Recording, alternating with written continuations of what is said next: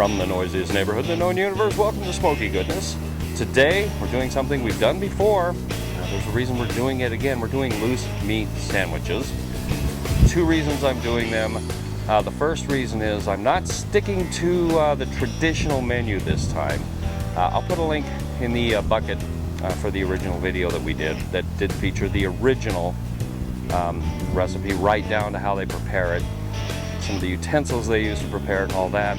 What I want to do this time is substitute a couple of ingredients, and I'm eliminating another ingredient. You'll see all about that here in a minute. The main reason we're doing this is because one of the restaurants I mentioned in that video, our local one, Tastee Inn Out, which has been open since just after World War II, is shutting their doors forever in about 48 hours, maybe even a little bit less. I think tomorrow. Actually, yeah, they had originally planned to close on Sunday, but because they've been swamped with customers after they announced that they're closing tomorrow. So maybe 48 hours, probably less. We're doing this in honor of Tastee Inn. And like I said, I'm changing the recipe drastically. I'm going to make this more of a smoky goodness style loose meat sandwich. You're talking too fast there, Mr. Smoky Goodness guy. Slow down. Anyway, we'll take the tour. Stick around, Herb. So, what's in the bag, Dad? And we're going to start with the first major change that I'm making to this. We have 2 pounds of ground bison, and fresh ground bison. The fresher the better. Doesn't get any fresher than that. What else do we have? Well, we got some prepared yellow mustard, some cracked black. Another change. The original recipe called for iodized table salt. I'm not using it. Himalayan pink salt.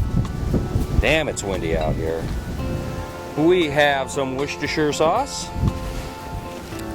Another change I'm making, I've got just plain old prepared horseradish here. It's not the cream horseradish that we used last time.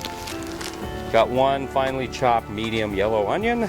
And finally, well, not finally, I've got something else inside as the wind blows my bag away and my towel. Another change. In lieu of ketchup, you know me, I have to use hot banana sauce. This is going to be smoky goodness style, and it's going to be good. Oh, and another change we're making. We're doing everything on the grill dome this evening. Let's start off with direct heat. Put some granite ware on there over the direct heat. Extremely fresh ground bison. So you want to break it up a little bit. I think I mentioned last time also, the more you work it, the looser this loose meat gets. So kind of keep that in mind if you're doing this. Okay, and while the bison is browning up, it should take about 10-15 minutes. Heat's kind of low. Anyway, I've got a couple of shout outs for you.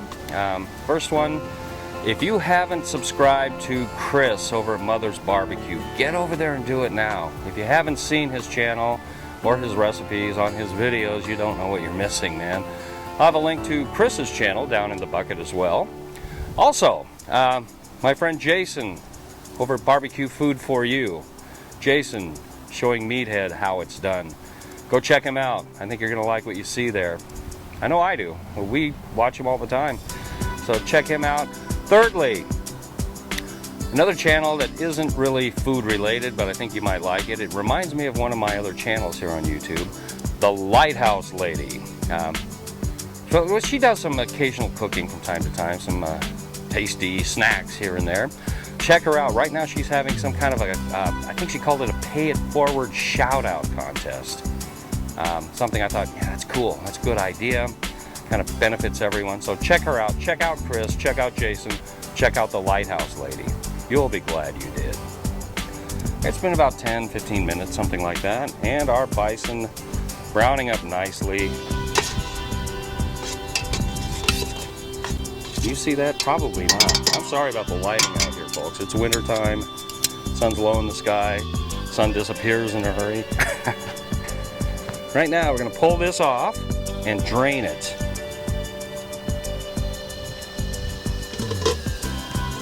Okay, just like that. Okay, and while that is draining, we're going to set the grill dome up for indirect cooking. Just like that. And just like that. Alright, we're going to get our bison back on over indirect heat. We're going to start assembling everything here. Alright, we're going to start off with about 1 heaping teaspoon of horseradish. And I am cutting this recipe down in half from last time. Alrighty, so ingredient amounts will vary, or at least they'll be different from what they were 2 years ago. Okay, and we want about 2 teaspoons of salt, using Himalayan pink salt like I mentioned before. And I may go a little light on this. You can always add more later, but you can't take it out, right? That looks about right to me. That should have been 1.5 teaspoons of mustard. Oh well, gonna be good. Same amount of black pepper here. You want about 1.5 teaspoons of Worcestershire. And you can't forget the hot banana sauce. About 2 ounces of that.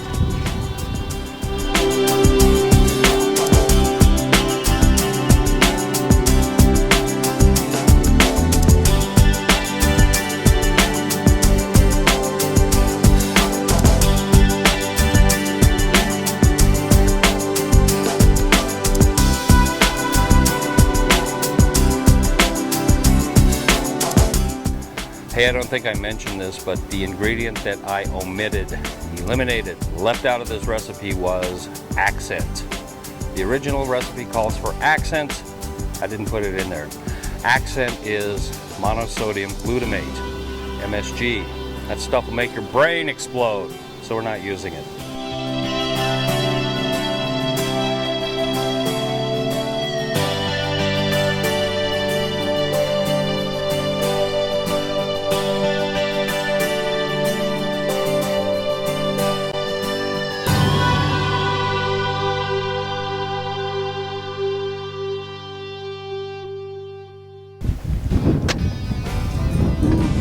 That.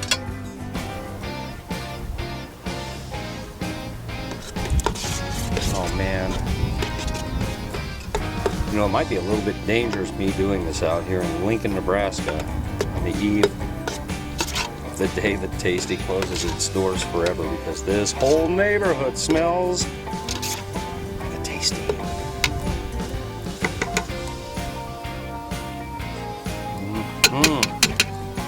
Yes. Alright, get this bad boy in. Make us some sandwiches. Oh yeah! Onion bun, not traditional, but they're bigger than the traditional bun, so onion buns it is. And as I mentioned in the last video, there is a specific way with which to put your loose meat on the bun, and that is just like that. You get a little over spillage, it's okay. A little mustard, and it ain't a Tastee without dill pickle. But how does it taste there, Mr. Smoky Goodness Guy? We're gonna find out right now.